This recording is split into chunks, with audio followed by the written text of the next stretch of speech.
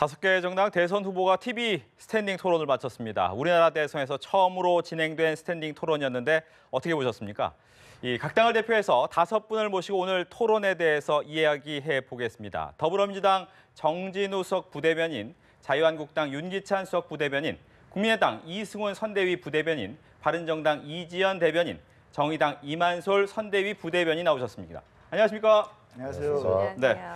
늦은 밤 아마 이 토론 다 같이 지금 보고 계셨는데 먼저 순서대로 오늘 토론, 스탠딩 토론이 처음이었기 때문에 이 스탠딩 토론의 총평부터 듣겠습니다. 먼저 민주당부터 이야기를 들어보겠습니다.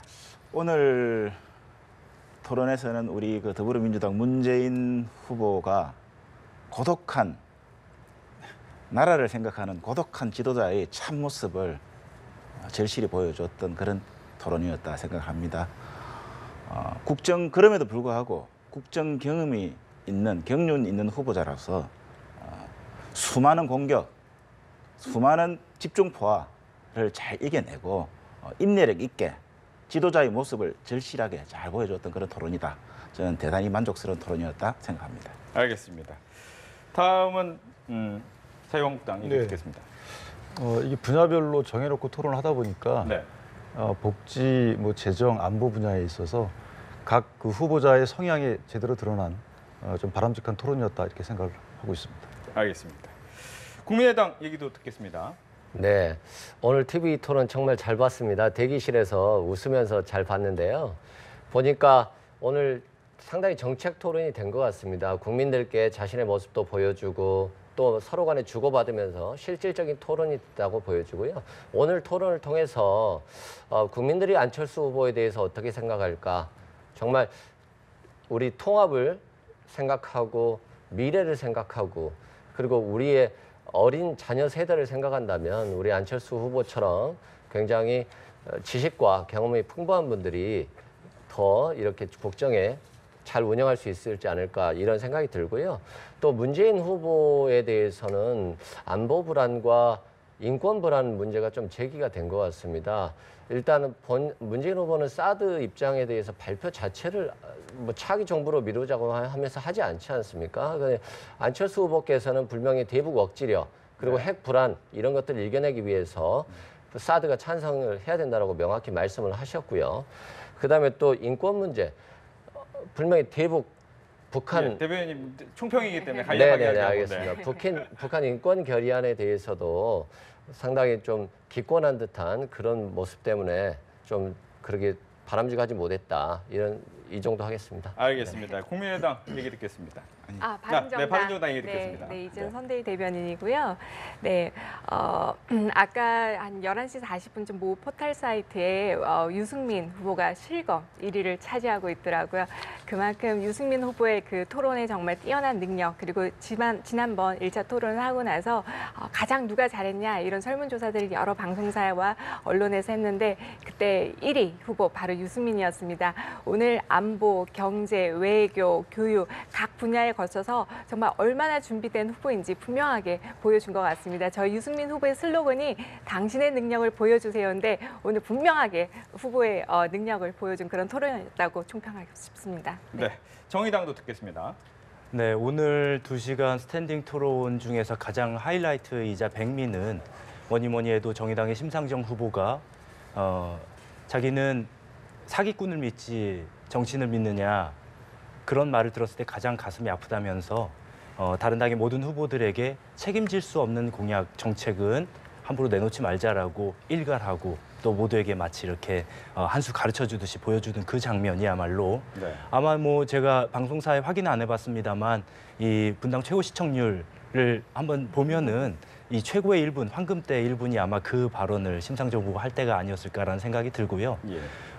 심상정 후보가 얘기했듯이 어떤 후보 같은 경우는 이 10년이 훌쩍 넘은 이 과거 대북 송금 문제 아직도 여전히 사로잡혀 있어서 과거에 머물고 있는 후보들이 있고 또 어떤 후보는 4차 산업혁명을 얘기하고 있지만 당장 오늘 살아가는 우리 국민들에게 있어서 손에 잡히는 국민들의 삶의 문제에 있어서 직접적인 해결책이 되는 부분에 있어서는 빈틈과 허점이 많았던 반면에 저희 정의당의 심상정 후보는 바로 오늘을 살아가는 국민들에게 힘이 되고 또 실질적으로 삶을 이어갈 수 있는, 영위할 수 있는 도움이 되는 정책과 공약들을 아주 풍부하고 정확하게 제시했다는 점에서 저는 충분히 만족스럽고 네.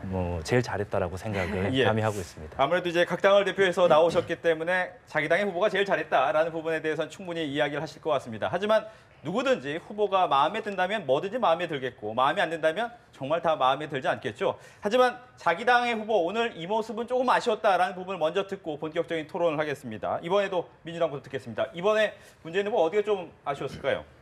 글쎄 잘 기억이 나지 않네요. 대부분의 후보들은 대통령이 되기 위해서 이번에 어쨌든 문재인 후보의 약점을 집요하게 물고 늘어지는 것 이런 것들이 있었다면은 5명 후보 중에서 유일하게 나라를 걱정하는 대통령 후보답게 너무 참다 보니까 뭐 사실은 평소 같으면은 세게 반박할 수 있는 것들도 충분히 참고 인내하던 이 모습이 오히려 지지하는 저희들 입장에서는 좀 답답했다. 뭐 그런 생각이 드네요. 예, 시원하게 반응하지 않은 부분이 조금은 답답했다. 불가피했습니다. 알겠습니다. 그러면 자유한국당 얘기 듣겠습니다. 어디가 아쉬웠습니까? 그래서 뭐 저희는 선명한 그 정책 기조를 보여드리긴 했는데 네. 안보에 대해서 각 그 후보들을 검증을 도맡아 하다 보니까 저희 정책에 대한 설명이 조금 덜 됐다. 요즘 좀 아쉽습니다. 예, 본인의 정책 부분보다는 다른 사람들이 좀 더 많이 보이는 뭐 부분이 있다. 안보관에 대한 그 검증에 주력하다 보니까 예. 그 부분이 조금 미약했던 것 같습니다. 알겠습니다. 국민의당의 안철수 후보는 어땠습니까? 네, 안철수 후보님 같은 경우는 정책과 비전 제시에 중점을 두다 보니까 아무래도 상대방들의 어떠한 네거티브성 공격에 조금 그런 약점이 있었던 것 같고요. 제 개인적인 입장으로는 안철수 후보님도 다른 후보들처럼 정말로 좀 상대방을 더 공격하면서 좀 네거티브성 공격도 좀 했으면 하는 그런 생각도 조금 있습니다. 네. 다만 우리 후보님이 워낙 정책과 비전을 중요시하다 보니까 그런 부분은 또 저희가 또 이해하고 있습니다. 알겠습니다. 바른정당 유승민 후보 어디가 아쉬웠을까요? 네, 뭐 워낙 토론을 잘하셨는데 굳이 하나를 꼽자고 하면 우리 후보님이 자리가 가운데였습니다. 근데 네. 계속 화면을 비치시는데 이렇게 옆으로 계속 이렇게 보이시더라고요. 그래서 옆으로 이렇게 계속 보이시는데 그게 아마 이제 옆에 분들이 말씀하시는 거를 계속 경청하시고 귀 기울여 이제 들으시다 보니까 그런 이렇게 화면에 그렇게 비쳤는데요. 근데 그게 바로 유승민 후보의 진정성입니다. 후보님은 어떤 말이든 또 어떤 분의 얘기든 낮은 자세로 항상 열심히 이렇게 참 들어주시는 그런 모습이 있는데 오늘 또 토론에서 그런 모습이 이렇게 보였다고 생각합니다. 네. 심상정 후보의 아쉬운 점도 듣겠습니다. 저는 뭐 내일 가서 혼날 각오로 네. 두 가지나 무려 꼽아보겠습니다. 첫째는 5명의 후보가 참여하는 토론이 이번이 이제 두 번째였죠. 근데 첫 토론이 끝나고 내부 평가에서 우리 후보가 말이 좀 빠르신 게 아닌가라는 평가가 좀 있었습니다. 그래서 이번에 이 스탠딩 토론에서는 좀 더 여유를 가지고 천천히 하셨으면 좋겠다라고 건의를 드렸는데 그런 부분이 좀 반영이 된 것 같습니다. 근데 아직도 조금만 더 말씀을 천천히 하셔서 좀 더 여유 있는 모습을 보여주셨으면 하는 바람이 있고 또 하나는 우리 심상정 후보가 5명의 후보 중에서 유일한 여성 후보이지 않습니까? 근데 이제 오늘 최근에 이 자유한국당 홍준표 후보가 굉장히 심각한 여성에 대한 성차별 발언에 대해서 결국은 우리 유일한 여성 후보인 심상정 후보가 대한민국의 여성들을 대표해서 결국 사과를 이끌어내셨습니다. 근데 이제 비록 그렇게 홍준표 후보의 잘못된 발언에 대해서 공식적으로 사과를 이끌어내셨지만 5명 중에 유일하게 여성이라는 점을 좀 더 강점을 부각시키는 것은 오늘 여러 가지 시간의 제약상이나 이 토론의 의제에 있어서 그런 부분들이 좀 돋보이는데 약간 아쉬움이 남지 않나 이렇게 말씀드려보겠습니다. 네. 이제부터 이제 본격적인 오늘 토론 이야기를 해봐야 될 텐데 첫 번째는 정치, 외교, 안보 분야였습니다. 이 분야에서는 문재인 후보와 안철수 후보에 대한 집중 공격이 어떻게 보면 시작이 됐고 또 문재인 후보의 답변이나 안철수 후보에 대한 답변에 대한 또 질문도 상당히 많았습니다. 먼저 이제 문재인 후보에 대한 공격이 좀 많았던 것 같은데 뭐 다른 당에서 문재인 후보의 답변을 어떻게 들으셨는지 이야기를 듣고 거기에 대해서 이제 민주당의 이야기를 듣겠습니다. 먼저 누가 먼저? 네, 제가. 네, 알겠습니다. 일단 그렇습니다. 저희 국민의당 입장에서 보면 참 답답한데요. 우리 안철수 후보께서는 이렇게 강력하게 자신의 안보관에 대해서 정확히 말씀을 하시거든요. 예를 들어서 사드 설치는 꼭 필요하고 대북 억지를 위해서 굉장히 필요한 조치다. 이렇게 말씀을 하시는데 우리 민주당의 문재인 후보께서는 계속 그러십니다. 안철수 후보가 사드를 뭐 말 바꿨다. 또 국민의당과 안철수 후보가 지금 다르다. 그렇다면 최소한 국가 지도자가 될 분이라고 한다면 자신의 입장에 대해서 명확히 밝혀야 됩니다. 사드를 찬성하는 건지, 사드를 반대하는 건지, 그리고 차기 정부에 넘겨서 어떻게 하겠다는 건지 거기에 대한 말이 나오셔야 됩니다. 근데 차기 정부에만 미루겠다. 근데 너는 왜 말 바꿨냐? 이건 바람직하지 않고요. 지금 현재 사드가 국가적으로 필요한지 그것이 곧 국위가 아니겠습니까? 이런 부분에 대해서 좀 질문하고 싶습니다. 네, 정진우 대변인 답변을 듣고 또 질문의 기회를 드리겠습니다. 아 그렇게요? 네. 예. 왜냐하면 너무 네 분의 얘기를 듣고 드리면 또 약간의 불리함이 있을 수 있다고 생각이 되기 때문에요. 명색이 뭐 문재인 후보 수석 부대변인인데 뭐 대변인들끼리 토론은 뭐 제가 다 감당할 수 있습니다.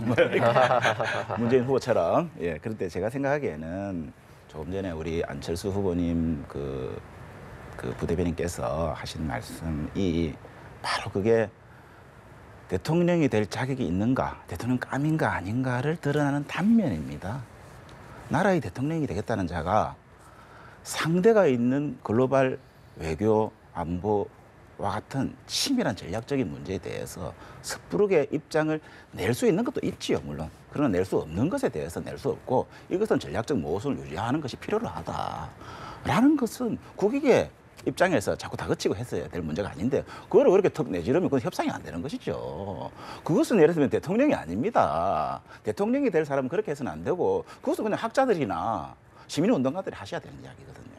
그러니까 나라의 운영은 국정 경험이 없으니까 그런 거죠. 저희들이 우리 문재인 후보는 그 노무현 대통령 시절에 그 상당히 많은 외교 안보적인 일에 대해서 참여해왔던 결정해왔던 그런 경험이 있기 때문에 그게 경험에서 바탕되어서 이것들을 그렇게 시원시원하게 말할 수 있는 문제가 아니다. 그렇게 딱 부러져서 이야기할 수 있는 성질이 아니다라는 이야기를 한 것이죠. 알겠습니다. 전략적 모호성 때문에. 뭐 반박. 네, 재반박 한 짧게 번만 하겠습니다. 하고, 예, 짧게 네. 하겠습니다.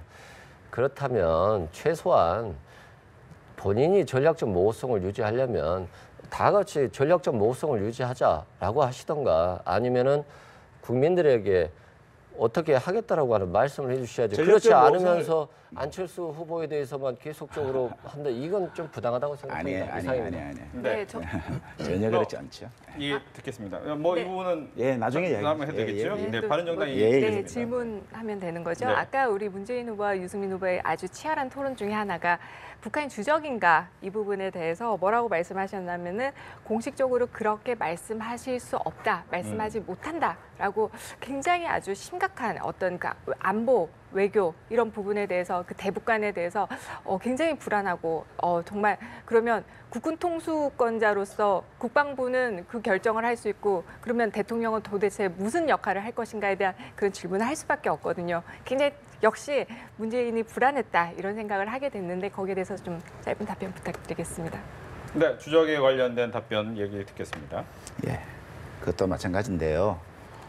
북한이 주적이다라는 말씀은 우리 그 존경하는 유승민 후보님께서 아까 그 토론 과정에서도 충분히 그 지적하셨듯이 이미 명문화되어 있습니다.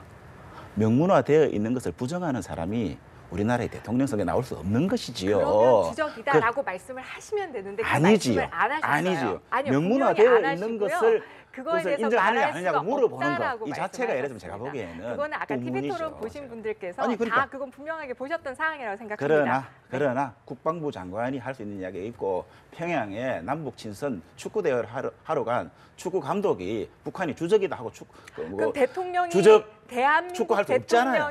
대한민국 대통령이 북한을 주적이라고 말하지 못하면 우리는 그러면 국군 통수권자에게 무엇을 의지해야 되고 우리 대한민국은 어떻게 지켜야 하겠습니까? 아주 심각한 발언이라고 그게 생각합니다. 제가 보기에는 네. 그 자꾸 그 문재인 후보는 북한을 주적이라고 생각하지 않는 이상한 사람이다라고 몰고 가려는 그런 의도에서 집요하게 이야기를 하는데 저희들이 말하지 않습니까? 대통령이 북한을 주적이라고 말하느냐 안 하느냐의 문제가 중요하고 이미 우리는 사회적 합의로 주적이 되어 있는 것인데요. 네, 말씀을 먼저 자유한국당의 발언 기회 드리겠습니다. 뭐 저도 사실 그게 궁금했었는데요. 이 주적의 개념은 사실 이게 국가 안보의 기조거든요. 근데 아까 이제 그 국방부 장관은 그렇게 말씀할 수 있어도 대통령 말할 수 없다라는 것은 방금 말씀하셨지만 이 국군 통수권자인 대통령으로서는 그냥 대답하면 되는 겁니다. 주적이 맞다.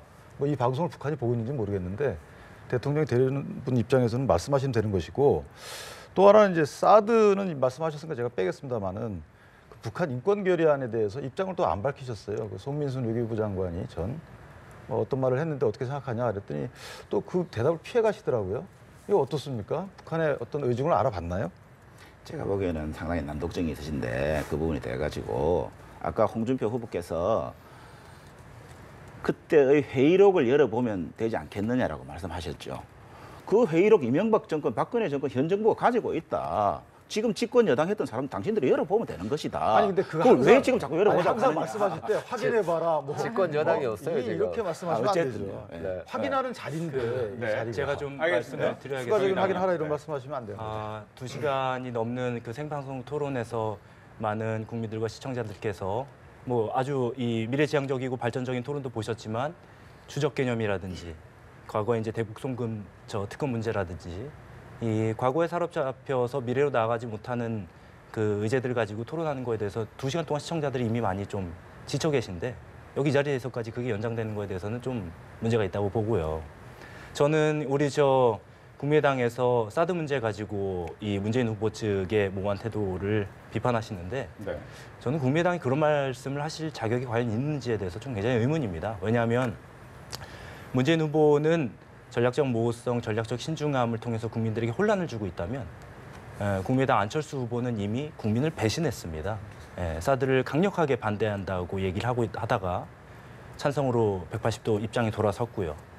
또 사드로 인해서 지금 삶의 터전을 송두리째 빼앗길 위기에 있는 우리 성주 국민들 앞에서 아주 열변을 토하시다가 거기에 대해서 단 한마디 사과 얘기 없으시고요.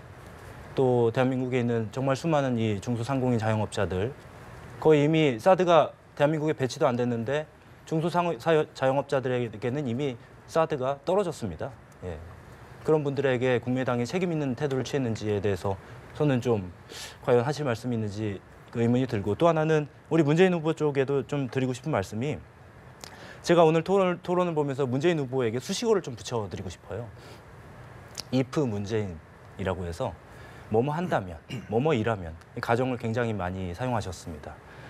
물론 대통령이 되고자 한다면 국가의 최고 이 행정부 수반이 되고자 한다면 신중함은 반드시 필요한 일이겠죠. 그런 태도를 자체를 부정하는 건 아닙니다만 사드 문제에 있어서는 오히려 이 정확하게 이 입장과 소신을 밝히고선 그걸 가지고 이 주변국들과의 협상 과정에서 자기 주도권을 가져나가지 못하면은 이미 벌써 중국과 미국에 의해서 네. 상당히 휘둘리고 있지 않습니까? 그래서 문재인 후보가 지금 얼마 남은 시점에서 앞에 붙은 if 수식어를 좀 빨리 떼어내시는 게 중요하겠다. 이런 말씀 좀 드리고 알겠습니다. 먼저 안철수 후보 측의 네, 반론을 듣고 또 문재인 네, 후보 네. 측의 얘기를 듣겠습니다.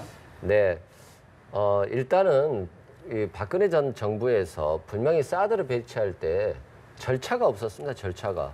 첫째, 국민에 대한 설득 절차가 없었습니다. 그리고 두 번째, 우리 외교가 없었습니다. 결국에는 중국에 대한 설득 절차가 없었습니다. 그리고 또 국회에 대한 공론화 과정도 없었습니다. 분명히 국회는 존재하고 있고요.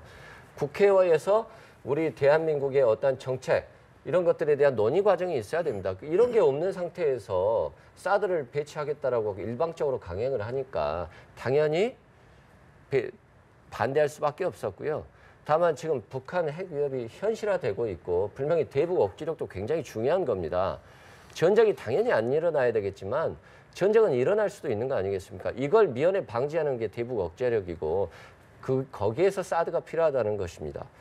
일단 저는 여기까지. 거기에 대해서 거기에 제가 대해서 짧게 질문할 수 반박성 있을까요? 질문 네, 짧게 한 먼저 말씀만 드리겠습니다. 먼저 정의당 얘기 듣고 드리겠습니다. 방금 박근혜 정부에서 국회에서 내부에서 이제 논의 과정이나 그런 게 없어서 국민당이 반대했다고 말씀을 하셨는데 그러면 찬성으로 바뀌는 과정에서 국회에서 논의 과정이 있었습니까? 국회에서 논의 과정이 별로 없었죠. 그런데 왜 어떻게 찬성으로 했습니까? 바뀌신 박근혜 거죠? 정부가 계속 했지 않습니까?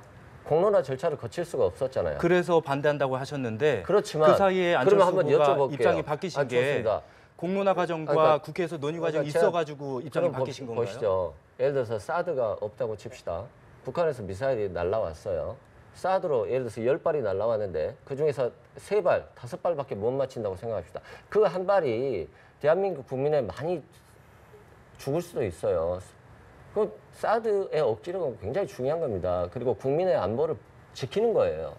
근데 지금 사드가 뭐 왜 이해가 안 돼요? 이게 네. 알겠습니다. 이 부분 네. 유승민 후보 논리랑 똑같은 말씀을 하신 건데 예. 유승민 후보가 그 1차 TV 토론에서 저희 심상정 후보와 토론에서 이런 얘기를 했습니다.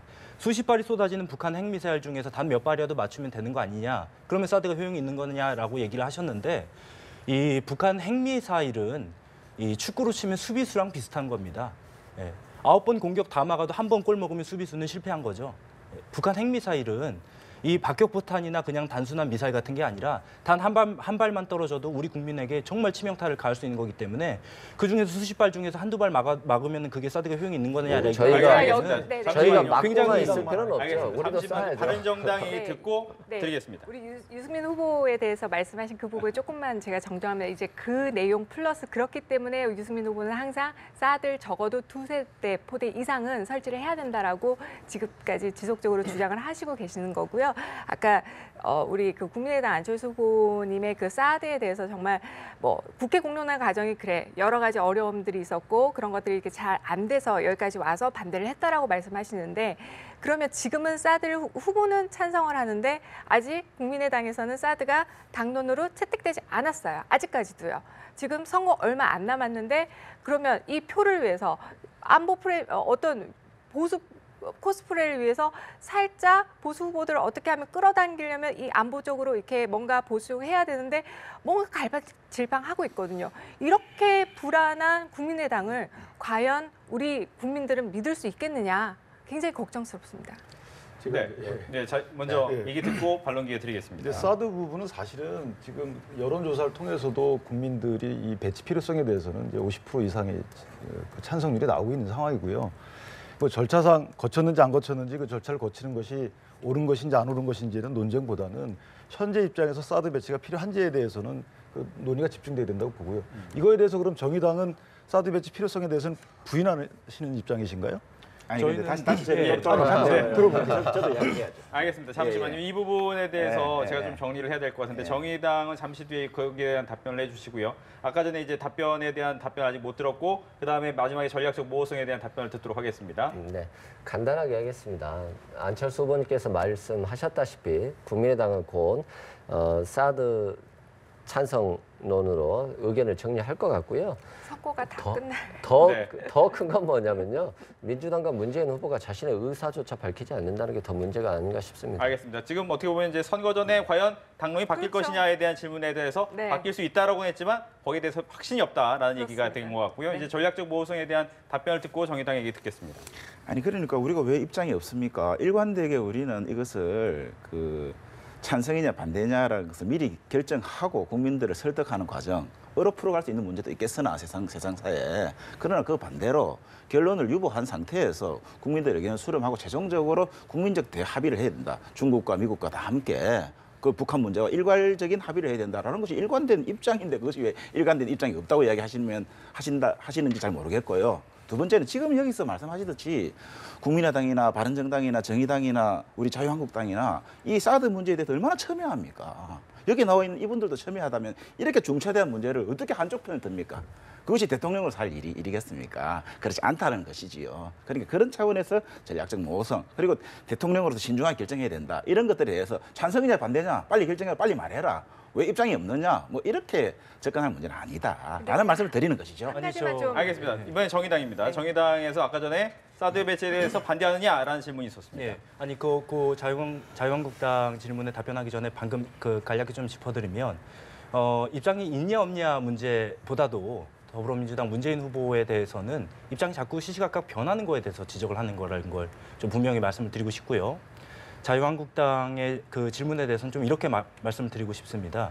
홍준표 후보는 한 발 더 나가서 뭐 전술핵을 배치해야 된다. 우리도 공포의 핵균형을 이뤄야 한다라는 유승민 말씀을 후보도 그렇게 하죠. 하고 계신데요. 예, 자유한국당에 이제 질문 주셨으니까 말씀을 드리는데 이게 이제 공포의 핵균형이라는 게 80년대 이전에 그 미소 간의 냉전 시대에 상호 파괴 확증 균형 뭐 이런 이론에 의해서 쉽게 얘기해서 이런 거죠.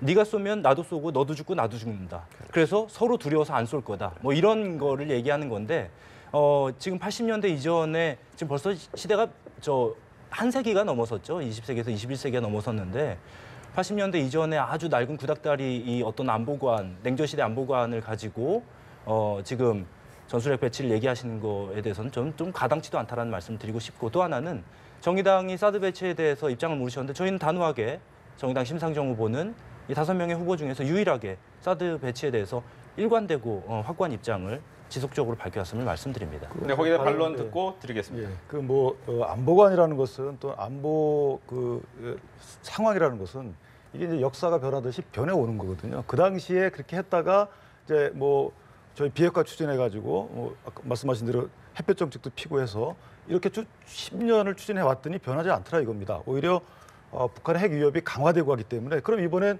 공포라고 말씀하신 사실 무장입니다. 무장 평화를 추진해보자라는 것이 저희 당의 입장이고, 이것이 전쟁을 불사하겠다, 전쟁을 추구한다 이렇게 보시면 그거는 좀 왜곡된 해석입니다. 짧게 반박을 좀 드릴게요.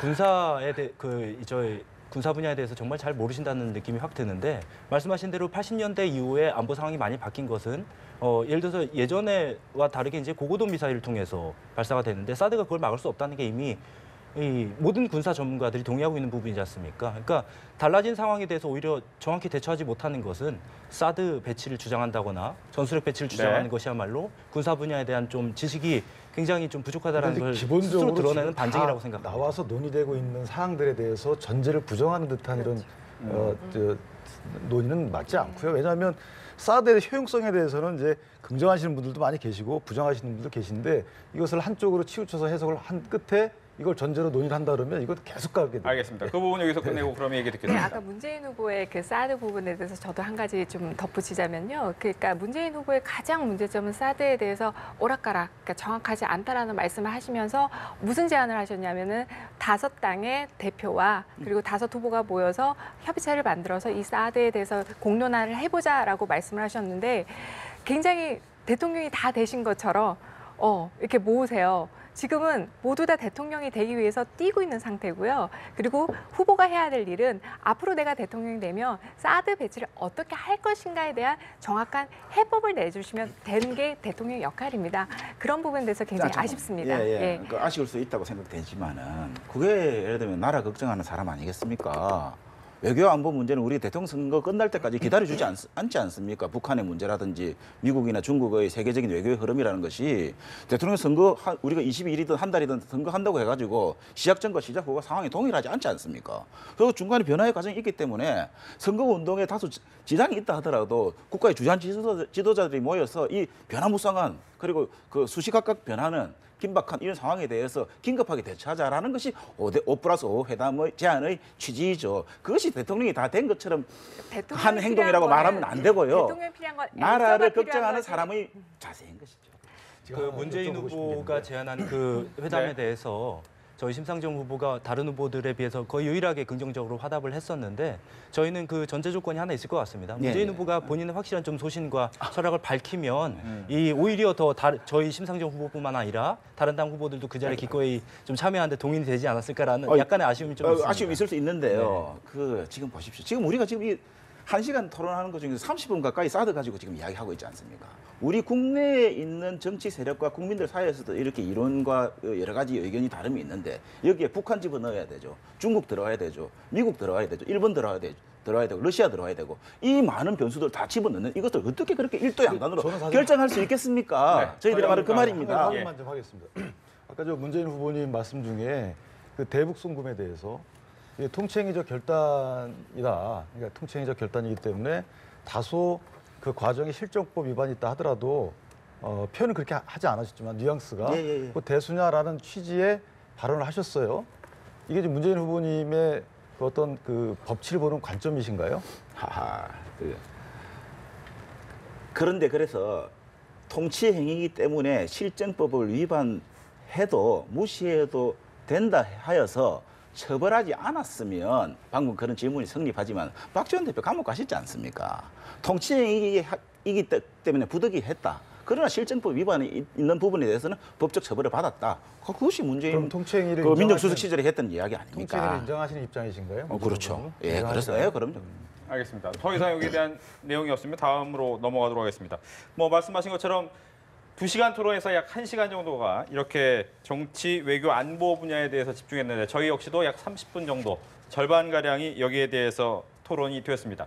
다음으로 넘어가면 바로 교육, 경제, 사회, 문화 분야였습니다. 이 부분에 대한 얘기를 좀 해봐야 될 텐데 보니까 이제 처음 시작하자마자 문재인 후보, 안철수 후보의 공방이 시작됐습니다. 바로 이제 문화에서 자신을 반대하는 부분에 대한 사람들에 대한 문자 폭탄에 대한 얘기가 있었고 거기에 대해서 반론도 있었는데 이 부분 뭐또 좀 얘기를 해줘. 이 부분 어떻게 들으셨습니까? 저는 그 문화가 아니고요. 그 적폐 세력에 대해서 그 문재인 후보께서 안철수 후보가 어떻게 적폐 세력과 연대해서 집권을 하려고 하는 듯한 모습을 보이느냐에 대한 비판에 대해서 역으로 우리 안철수 후보 측은 나는 적폐 세력과 연대하는 것이 아니다. 내가 그렇게 적폐 세력과 연대하는 것이라면은 나를 지지하는 국민이 적폐 세력인 것이냐라고 하면서 뜬금없이 국민을 거기에 끌고 들어오신 거예요. 거기에 대해서 문재인 후보는 분명히 국민은 적폐 세력의 피해자이다.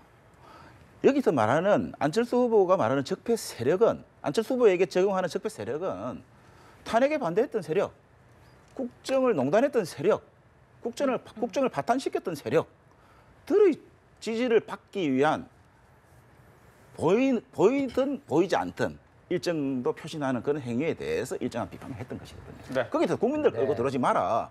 네. 국민들 뒤로 수무리 하지 마라는 이야기죠. 알겠습니다. 네, 안희정 후보를 지지했던 분들이 있지 않습니까? 이 분들이 많이 안철수 후보를 지지했습니다. 이럴 때 안철수 후보의 지지도가 높아지니까 적폐 세력의 지원을 받고 있다고 했습니다. 적폐 세력이 만약 문재인 후보 측에서 얘기하는 정말로 국정농단 세력이라고 한다면 국정농단 세력이 무슨 힘으로 국민 전체 유권자의 한 20%를 바꿀 수 있겠습니까? 그건 불가능하다고 생각합니다. 그리고 이 적폐청산이라고 하는 문제는 안희정과 문재인 후보가 경선 때 적폐청산이냐 국가의 대연정이냐 이 논리로 적폐 세력과는 같이 할 수 없는데 왜 너는 대연정하자는 거 아니겠습니까? 그런데 안철수 후보의 많은 지지자들이 안희정 후보 지지자에서 안철수 후보로 왔지 않습니까? 그런데 이걸 가지고 지금 적폐 세력의 지원을 받고 있다고 한다면 도대체 적폐 세력 누가 안철수 후보를 지지한다는 말까지 나와야지 맞는 거죠. 국민들이 많이 지지한다라고 해서 근거 없이 적폐 세력의 지원을 받고 있다. 이거 자체가 큰 문제고요. 국민을 가지고. 네, 그리고 또 마찬가지입니다. 분명히 18원 문자 폭탄, 그리고 18원의 후원금, 그다음에 문자 폭탄, 박영선 의원도 그러지 않았습니까? 문자 폭탄 엄청 욕설까지 포함된 문자 폭탄 받았다. 그리고 안희정 후보도 그랬지 않습니까? 질릴 정도로 힘들다, 질리다 이런 표현 쓰지 않았습니까? 문재인 후보는 본인이 안 했다라고 하고 있지만 문재인을 지지하는 지지자들이 또 그렇게 많이 극성 지지자들이 그 상대 후보에 대해서 그렇게 공격을 하고 있지 않습니까? 이런 부분에 대해서 문재인 후보가 더 나서서 네거티브 하지 말자. 정말 공정한 우리 정책 선거 하자 이렇게 나와야 되는 게 맞지 않나 싶습니다. 내가 안 했는데 이건 바람직한 정치 지도자의 자세가 아니라고 생각합니다. 예, 반론 듣겠습니다.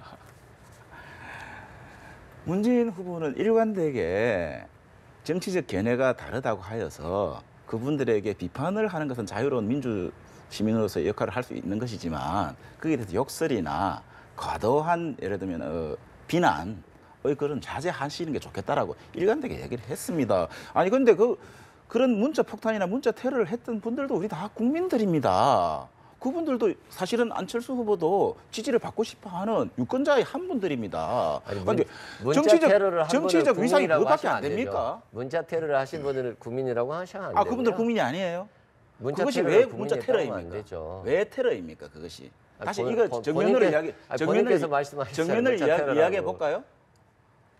그게 왜 문자 테러죠? 그분들은 문자 하나 보냅니다. 받는 사람이 수백 통, 수천 통 받는 것입니다. 우리 오늘 정치인들은 그러지 선거 때 않았습니까? 유권자들이 원하지 않는 수많은 문자 메시지를 받습니다. 장영달 공동선거대책위원장이 그런데 그 사람들은 오로지 한번 보내는 더불어희망 거예요. 포럼에서 안철수 후보에게 부정적인 그런 문자들을 유포하라. 이게 세계일보에서 밝혀졌지 않습니까? 그런데 마치 국민이 테러자다? 이건 부당하다고 생각하고요. 분명히 더불어희망 포럼과 같은 굉장히 이런 문캠의 어떤 지지자들 모인 그런 방, 그 방에서 지속적으로 유포하라고 지시까지 내리고 있는데 이걸 갖다가 국민이 테러다 이건 부적절하다고 생각합니다. 알겠습니다. 이 부분 여기서 마치도록 하겠고요. 그렇다면 이제 홍준표 후보 측이 어떻게 보면 이제 문재인 후보와의 날선 대결을 좀 했습니다. 특히 책임 공방이 계속 나왔고 그 전부터 이제 10분만이면 문재인 후보를 제압할 수 있다라는 부분이 오랫동안 얘기가 되어 왔는데 오늘 토론에서는 어땠습니까? 그래서 뭐 아까 저 주적 개념은 이미 말씀을 드렸고, 네. 그러니까 지금 그 대통령을 예측을 담당하실 분이 또 안보관이나 이런 부분에 대해서는 입장을 정확히 밝히지 않으셨다고 저는 보이고요. 어떤 문제 제기를 하게 되면 그에 대해서 답을 정확히 해주셔야 되는데 확인해봐라, 뭐 어디에 표현되어 있다, 찾아봐라 이런 식의 답변은 일관되게 그렇게 하셨다고 저는 기억이 됩니다. 이런 식의 답변은 그 해당 토론장에서 어떤 확인을 해줄 수 있는 것임에도 불구하고 또는 입장평 분명히 해주셔야죠. 예를 들면 그럼 사퇴하겠다. 이제 홍준표 대표 후보가 예를 들어서 그러면 아니면 내가 사퇴할 테니까 맞다면 후보님께 사퇴해라. 이렇게 되면 입장평을 해주셔야죠. 이런 정확한 입장 표명이 없었다는 것은 홍준표 후보가 얘기했듯이 제압한 게 아닌가 이런 생각을 하고 있습니다. 네. 10분 만에 제압한다 해서 뭔가 뭐 비밀 병기라도 있는 줄 알았습니다. 무슨 예상치 못한 어떤 그 신무기를 들고 와가지고 공격을 한다든지 이래서 수비할 틈을 안 주고 이렇게 공격해야 그냥 10분 만에 제압당할 건데 이것은 역시나 예상됐던 매일 하던 소리 뭐 색깔론이 어떻고 뭐 막말하고 뭐 그런 거 하다 보니까 뭐 방어할 것도 없이 그냥 뭐 무기도 아니었죠 사실은. 그러니까 10분 만에 제압이 안 된 거죠. 사실은 뭐. 예상하지 못한 질문을 던졌을 때는 답변을 못하는 것에 대해 이해를 합니다. 그런데 늘 본인에 대해서 공격이 있었던 거, 의혹이 있었던 거, 불안하게 제기됐던 문제들에 대한 답변도 여지까지 명확히 하지 못하고 계십니다. 이거 문제 아닙니까? 이게 말입니다. 지난번에 세탁기 이야기 나와가지고 제가 그때 마치고 나서 이거 참 우리가 토론이 지금 뜨겁기 때문에 조금 재미있게 이야기를 드린다면 세탁기 이야기 나왔을 때 이런저런 말씀했는데 저도 꼭 하고 싶은 말씀이 있었어요. 세탁기에 들어갔다 나왔다, 삼성 세탁기에 들어갔다 나왔다 말씀하셨는데 그 세제가 없었어요. 세제가 없이 그냥 물빨래만 하고 나오신 것 같아요. 내가 보기에는. 아니면은 표백제가 없었어요. 섬유유연제 한 스푼하고 표백제 한 스푼하고 집어넣어야 되는데 잘못해서 섬유유연제만 2스푼 넣고 표백제는 안 넣어가지고 깨끗해지진 않고 근데 흐느흐느흐느 해졌다가 이런 생각밖에 안 적절치 들더라고요. 않고요. 지금 뭐 이쯤 하면 막 가자는 거죠. 그런 말씀하시면 안 되고 그 당시 세탁기 발언했던 부분은 사실 비유 표현이었고요.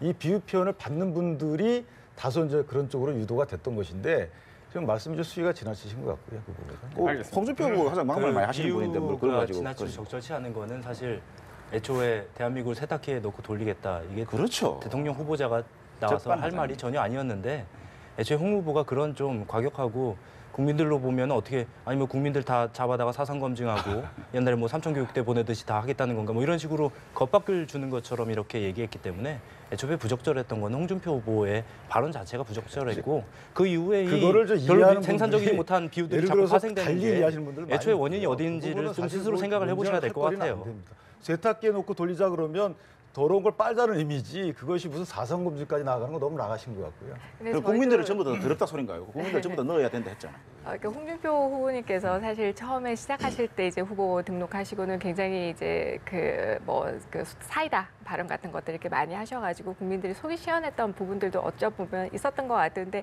그게 이제 계속 되다 보니까 그리고 토론회 때마다 그 말씀을 하시고 또 그 말씀의 강도가 지나쳐 가시고 그래서 그런 여섯 비하 발언까지 나오고 이러다 보니까 사실 지금은 좀 국민들이 질려하고 좀 식상해하고 좀 그만했으면 좋겠다. 이 정치권에서 정말 우리가 더 많은 정책 검증을 해야 하고 저희가 후보를 지금 갑자기 조기 대선, 장미 대선 잡히는 바람에 우리가 후보도 제대로 알지 못하고 지금 대선을 치러야 하는 아주 국민적 위기, 그러니까 대한민국 위기에 있는 이 선거를 좀 더 우리가 정말 신중하게 후보를 제대로 판단해서 해야 하는 게 우리 각 당의 후보들이 해야 할 몫이 아닌가. 그래서 그런 면에 있어서 좀 홍준표 후보님께서 그런 막말 발언들은 좀 자중해 주셔야 된다고 생각을 합니다. 네, 토론 마지막 부분에서 이제 심상정 후보가 이야기했을 때 이제 사과 부분도 했는데 스트롱맨에 너무 집착하시는 건 아닌가?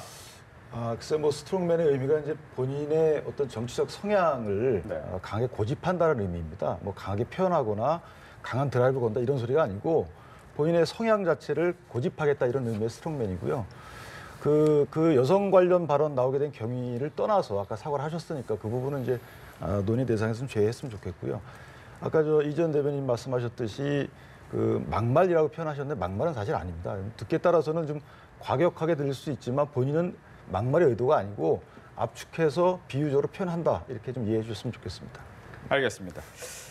또 한 가지 그러면 이번에 바른정당으로 이번에 질문을 드리면 보수 선명성 논쟁 오늘도 보였습니다. 이 부분 어떻게 봐야 될까요?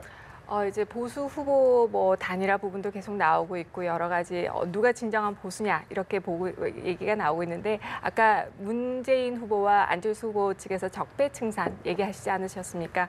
바른정당은 정말 그 적폐청산을 위해서 새롭게 정말 보수의 새 희망이 되고자 만든 그런 정당입니다. 그 정당의 후보가 바로 유승민 후보고요. 그래서 반드시 뭐 여러 가지 지지율로 뭐 국민들이 걱정들도 많이 하시고 그렇지만 지금 약간 기현상을 보이고 있다고 생각합니다. 안철수와 문재인 후보가 여러 가지 이게 그 여론조사, 뭐 공표되고 있는 여론조사들을 보면 한 80%를 차지한다라고 이렇게 지금은 나오고 있는데 분명히 대한민국의 보수가 그런 많은 숫자가 있습니다. 어느 역대 선거에서 항상 그런 표를 보여왔었고요. 그래서 그게 샤이 보수가 됐든 응답하지 않고 있는 보수가 됐든 화가 나 있는 보수가 됐든 그 보수들이 이제 선거일이 다가오면 다가올수록 바른 판단을 반드시 하게 될 거라고 저희는 보고 있습니다. 네, 자유한국당에서는 어떻게 보셨습니까? 예, 뭐 새로운 보수라고 이제 말씀하셨는데 사실 새로운 보수는 없습니다. 네. 보수는 늘 똑같고 보수의 가치는 늘 똑같습니다. 다만 시대적 상황에 따라서 역할이 다를 뿐입니다. 예를 들면 보수의 가치가 온고지신인데 사회의 좋은 점을 계속 발전 유지시키지만 나쁜 점을 개선해 나가는 게 보수의 가치라고 생각을 합니다. 현재 보수의 가치는 모든 이익단체들이 각자들의 이익을 취할 때 가장 마지막 남는 것이 서민입니다. 이 서민을 이제 보수가 껴안아서 공동체를 유지시키자. 이게 시대적 과제다. 이렇게 저희는 판단하고 있는 것입니다. 네, 안철수 후보 측은 보수의 표를 위해서 어떻게 보면 국민의당 이름도 없는 거 아니냐 포스터에 뭐 이런 얘기 지적도 나오긴 했어요. 이 부분에 대한 얘기도 함께 듣겠습니다. 네, 국민의당이나 뭐 안철수 후보가 보수표를 얻기 위해서 이런 건 아닌 것 같고요. 보수표를 얻는다고 하면 얻으려고 하는 목적으로 한다면 선거에서 승리하기 어렵다고 생각합니다. 정말 국익을 생각하고 나라를 위해서 어떤 정책을 펼 것이냐 이런 방향으로 가야 되는 것이지 보수표를 얻기 위해서 어떤 정책을 결정한다 이건 바람직하지 않다고 생각하고요. 안철수 후보님도 그렇지 않으십니다. 그리고 포스터 문제는 그렇습니다. 변화한다는 것이죠. 우리 이제까지 20년, 30년 동안 이런 포스터 본 적이 있습니까? 새로운 포스터입니다. 이 지도자의 문제입니다. 분명히 전문가가 이러한 포스터를 한번 만들어 보는 게 어떠냐 이런 제안을 하셨고요. 안철수 후보께서는 바로 좋습니다. 그렇게 하시죠 라고 말씀을 하신 겁니다. 그건 뭐냐면 지도자라고 하는 것은 어떤 전문가의 제안이 있었을 때 그것을 받아들여 줄 수 있는 것 이것도 큰 능력이라고 생각합니다. 이건 과감한 도전이고요.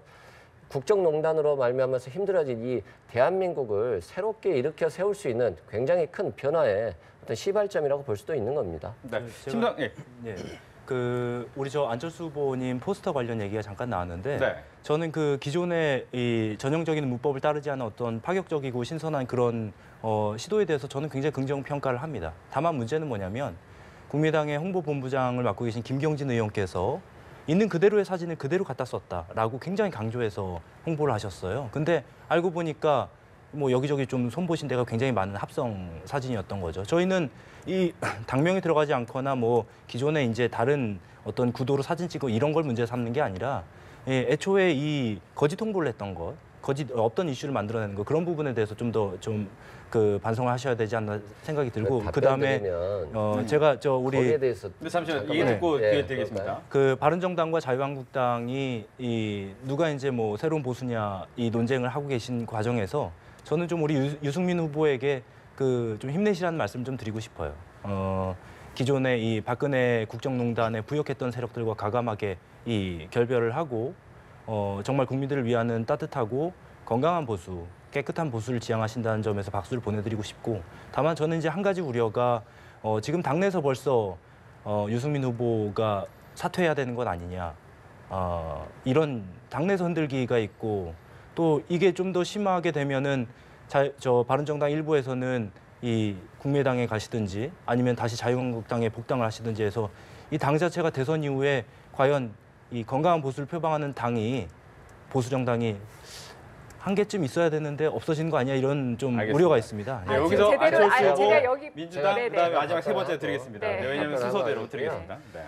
일단은 뭐 주장에 대해서 저는 이해가 안 됩니다. 이 각 당의 포스터라고 하는 것, 후보들의 포스터라고 하는 것은 포샵도 하고 주름도 좀 지울 수도 있고 안 지울 수도 있는 겁니다. 김지원 그 홍보 본부장님께서 그 포스터의 사진을 정확히 몰랐을 수 있습니다. 예를 들어서 뭐 바꾼 것 자체가 안철수 후보의 뭐 얼굴이 바뀐 겁니까? 뭐 도대체 왜 이런 논의가 나오는지 모르겠고요. 두 번째 하나만 더 말씀드리면 이제까지 정의당, 진보 정당들은 항상 선거 때만 되면 민주당하고 연계하지 않았습니까? 이정희 후보도 박근혜 대통령 떨어뜨린다고 같이 하지 않았습니까? 그 본인들이 연대하고 이런 것들에 대해서는 몰라라 하고 남에게만 비판한다는 것은 그건 부당하다고 생각합니다. 알겠습니다. 먼저 민주당 얘기 드리겠습니다. 이거 보수 그 홍준표 후보님에 대해서 이제 그 아까 저는 많은 공격을 했고 비판적인 말씀을 드렸습니다만은 그래도 오늘 하나 잘한 것은 있다. 솔직하게 아까 우리 그 심상정 후보님께서 여성들에 대해서 깔끔하게 사과하시라라는 것에 대해서 쿨하게 받아들이신 거 이런 것은 저는 존중한다 이런 생각을 갖고요. 그다음에 그 우리 요 이야기의 본질이 아까 그 보수 선명성 경쟁 네. 이런 것들이기 때문에 저는 바른정당이 아까 우리 그 정의당의 우리 대변인님 말씀처럼 바른정당에 상당히 기대를 했었습니다. 그래서 이제 우리 한국 사회도 드디어 신보수의 시대가 오기를 바란다. 새는 좌우의 날개로 난다. 그런 것처럼 진보 개혁 진영이 혁신해야 되는 것처럼 보수도 새롭게 거듭나야 된다. 이번 탄핵을 계기로 역사적으로 근 70년 만에 한국 사회의 보수 세력이 새롭게 좀 태어나기를 바랬었죠. 그럼에도 불구하고 지금 유승민 후보의 낮은 지지율이 반증하듯이 유승민 후보를 비롯한 바른정당은 신보수의 깃발을 드는 데 저는 실패했다. 안타깝지만 대단히 안타깝습니다. 바른정당이 잘 되는 것이 신보수가 태동하는 것이 우리 한국 전체 한국의 반이 바뀌는 것입니다. 우리 사회가 보수 세력이 한 50% 있고 진보 개혁 세력이 한 50% 있다면 보수 진영이 바뀌는 것이 우리나라의 반이 바뀌는 겁니다. 그것은 저희들 진보 진영이 할 수 있는 문제가 아니라 보수 세력들이 스스로 혁신해야 되는 것이지요. 네. 그런데도 불구하고 끊임없이 냉전적 남북 문제, 냉전적 의식 이런 것들에 대해서 전혀 빠져나오지 못하고 있다. 이것이 결정적으로 네. 신보수 출현을 가로막고 있는 스스로의 자업자득이다. 알겠습니다. 바른정당 얘기 네, 듣겠습니다. 우리 양쪽 그 대변인께서 저에게 너무 좋은 기회에 질문들을 주셔가지고 감사합니다. 뭐냐면은 아까 그 정의당에서 말씀하셨는데 뭐 사태 그런 부분 얘기하셨는데 오기 직전에 우리 당의 주호영 대표님께서 그런 인터뷰를 하신 걸 제가 기사를 읽고 왔는데 그런 일 절대 없고 우린 다 함께 끝까지 갈 것이다 분명히 말씀하셨습니다. 그렇게 당내 분란에 힘내시기 바랍니다. 대해서는 네, 화이팅입니다. 당내 분란의 일부 그분들도 개인적 사견이었다고 분명히 말씀하셨기 때문에 그런 일은 절대 없고요. 두 번째 말씀드리고 싶은 것은 저희가 보수가 앞으로 안 보였다. 우리가 신보수의 새로운 기대를 걸었는데 생각보다 낮은 지지율이었다라고 말씀을 하시지만 뭐 지금 지지율상으로는 그렇지만 여러 가지 사회 현상적으로 그럴 수밖에 없었던 상황이 이 탄핵이라는 너무 큰 프레임 엄블렐레 이 안에 들어가 있다 보니까 국민들이 보질 않고 있는 겁니다. 국민들이 다른 진보 세력만 보고 있고 보수 세력만 보고 있기 때문에 국민들이 듣질 않고 있습니다. 그렇지만 저희들의 바른정당 그리고 우리 유승민 후보는 이 대선 이 기간 동안 열심히 그 부분에 대해서 진정성을 가지고 매일매일 호소하고 있고 그것들을 정책적으로 녹이고 있고 또 앞으로 남아있는 여러 가지 우리 TV 토론 있지 않습니까? 저희는 여러 가지 반전의 기회가 반드시 있으리라고 보고 있고요. 또 마지막으로 우리가 그 지난 총선 때 생각해 보십시오. 그때 그 다 틀리지 않았었습니까? 여론조사 결과. 우리 국당이 그렇게 많은 비례대표를 이렇게 냈죠. 냈잖아요. 그렇기 때문에 분명히 이 지지율 그러니까 보이는 여러 가지 이런 여론조사는 또 문제가 좀 있을 수 있다. 문제가 알겠습니다. 있다. 이렇게 판단합니다. 네, 자유한국당 얘기 듣고 드리겠습니다. 그래서 뭐 아까 이제 일단 저희 보수를 응원해 주는 입장은 감사를 드리고요. 다른 그다음에 정당을 응원해 주셨어요. 후보수는 전혀 헷갈리고 싶은 생각 네, 자체가 헷갈리지 없습니다. 자유한국당은 죄송하지만 별로 응원하고 싶지가 않습니다. 분명히 말씀을 드리는데 자, 이 국정농단 세력, 적폐 이런 가치 판단이 있는 단어들을 상당히 이게 모호한 겁니다. 범위가 어디까지인지 그 어떻게 규정하겠습니까? 예를 들어서 옛날 새누리당, 지금 자유한국당 해체라 이런 구호들 가끔 나오는데 그 당의 주인은 당원들이에요. 300만 당원. 이들 국민 아닙니까?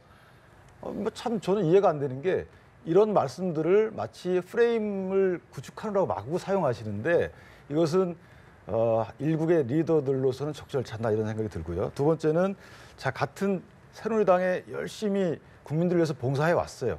근데 어떤 그 농단이 생겼습니다. 그때 같이 쭉 새누리당에서 있던 분들은 왜 책임이 없는 것이죠?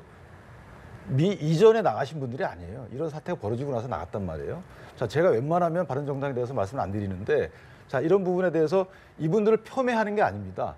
평가는 정확히 받아야 되는 겁니다. 그리고 자, 역대 어느 나라를 가보십시오. 당을 나가서 바로잡겠다고 하는 이 세력이라는 것이 과연 진정성이 어느 정도 평가받을 수 있을까요? 자, 이 부분하고 마지막으로 포스터 말씀을 하셨는데 포스터의 근본적인 문제는 국민의 이 유권자의 알 권리를 어느 정도 무시했다는 겁니다. 당명을 적어줘야죠. 아까 안철수 후보님 색깔 말씀하셨는데 녹색당도 있잖아요. 분명히 국민의 알 권리 입장에서 이것을 고려하지 못하고 했다는 것은 소통의 문제가 있는 것이고 배려의 문제가 있는 것입니다. 알겠습니다. 마지막 정의당 드리겠습니다. 자유한국당의 당원이 300만 명이고 그 자유한국당의 주인은 300만 당원이다. 300만이 실제로 되는지 안 되는지 제가 잘 모르겠습니다만 이 박근혜 전 대통령과 그 주변의 몇몇의 국정농단 세력의 책임을 300만 명에게 고루고루 나눠준다고 해서 그게 좀 작아지거나 없어지는 게 아닙니다. 그런 취지가 아니잖아요. 지금 그리고 또 하나 말씀하시는. 드리고 싶은 말씀은 자유한국당에서 누구보다도 이 친박 옹호하고 결사대처럼 했던 뭐 가령 이제 김지태 의원이라든지 뭐 윤상현 의원이라든지 이런 분들이 여전히 당에서 뭐 아무런 징계나 뭐 거기에 대해서 책임을 지는 그런 정치적 액션이 없었기 때문에 적폐 세력을 여전히 규정하는 것이고요. 요 얘기는 여기까지 드리고 알겠습니다. 제가 문재인 후보에 대해서 좀 아쉬운 점은 좀 지금 저희가 시간이 없기 때문에 마지막 질문을 드려야 됩니다. 저희가 모든 분들께 똑같이 40초씩 시간을 드릴 테니까 어떻게 보면 이제 TV 토론이라는 것이 부동층의 마음, 어떻게 보면 집도끼는 이미 좋아하는 사람은 좋아하는 모습만 볼 수밖에 없을 테니까 부동층의 마음을 어떻게 사로잡아야 되느냐라는 부분에 대한 고심을 할 것 같습니다. 여러 번의 이제 TV 토론이 남아 있는데 우리 후보는 이런 면 때문에 아마 부동층에게 지지를 받을 것 같다. 지지를 받을 수밖에 없다라는 부분에 대한 이야기를 끝으로 듣고 마무리를 짓도록 하겠습니다. 시간 약 40초씩 드리겠습니다. 먼저 민주당부터 순서대로 하겠습니다. 네, 40초를 다 쓰기는 짧은 시간이지만은 아까 포스터 부분에 대해서 한 말씀만 드리고 간다면은 우리 문재인 후보가 뭐 전략적 모호성에 대해서 많은 비판을 하시지만은 안철수 후보의 포스터가 결국에는 대단히 모호했던 것이지요. 표가 되고자 한다면은 그 어떠한 당명조차도 제대로 밝히는 것을 꺼려하는 그 모호성 그것이 더 클 것이다 이런 생각을 갖고요. 다음 이번 그 부동층에 대한 부분은 저희들은 뭐 여론조사에 일비하지 않고 일관되게 수많은 난관을 저희들이 거쳐왔습니다 이미. 그리고 지금도 마지막 난관을 파헤쳐가면서 오늘 토론회도 보시지 않습니까? 온 십자포화를 다 받아가면서도 이 인내력 있게 그리고 국가를 제대로 이끌어 나가는 경륜을 갖춘 지도자답게 대통령감으로서 믿음과 신뢰를 주는 그런 모습 그런 것들을 제대로 펼치면서 저희들이 무소의 뿔처럼 뚜벅뚜벅 걸어가면 반드시 국민들이 저희들을 손들어 주실 것이다. 믿어 의심치 않습니다. 열심히 하겠습니다. 자유한국당입니다. 네. 뭐 지도자의 덕목 금방 말씀하셨는데 사실 경험 중요합니다. 홍준표 후보는 도정의 책임자로서 행정 경험이 풍부합니다. 또 국회 경험 풍부합니다. 그리고 시대적 보수가 짊어져야 할 시대적 사명에 대해서 책임감 뚜렷합니다. 반드시 홍준표 후보에게 민심이 올 것으로 기대하고 있습니다. 알겠습니다. 국민의당입니다. 네, 마무리 발언인데요. 그렇습니다. 지금 포스터 가지고 그러는데요. 저희 국민의당은 안철수로 승부하고 있습니다. 국민이 이긴다로 승부하고 있습니다. 여기에 대해서 포스터 가지고 다른 당에 대해서 말하는 경우는 저도 처음인 것 같습니다. 그리고 그 누구보다도 깨끗한 후보가 안철수 후보 아니겠습니까? 지금 각 당의 많은 후보들이 나왔지만 국민들께서 심판할 거라고 생각합니다. 판단하실 거라고 생각합니다. 어떤 후보가 더 깨끗한 후보인가? 그리고 대한민국의 미래를 책임질 수 있는 유능한 후보인가?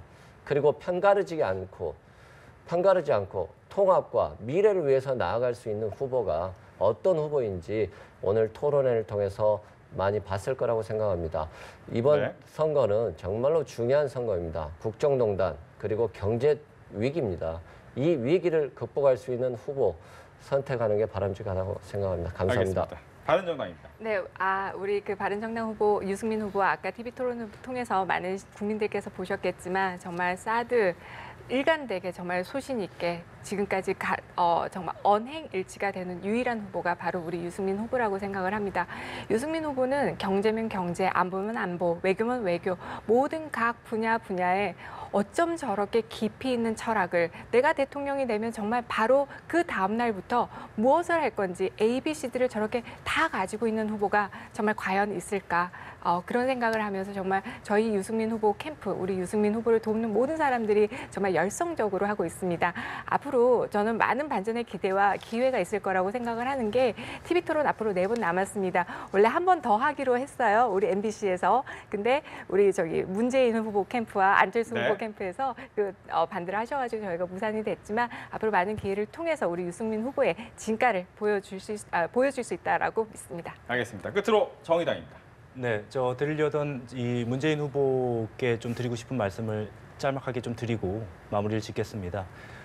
민주정부 10년 동안에 특히 노동 문제에 있어서 많은 국민들 비정규직 문제에 대해서 힘겨워하던 부분에 대해서 문재인 후보께서 말씀은 집권을 하게 되면 대통령이 되면 그런 문제를 적극적으로 해결하겠다고 말씀하시지만 가령 아주 구체적인 문제에 있어서 특히 이제 비정규직 사용 사유 제한 부분에 있어서는 여전히 if 문제인 전략적 모호함을 취하고 계시거든요. 그런 부분에 대해서 좀 더 확고하고 개혁적인 모습을 드러내 주시길 부탁을 드리고요.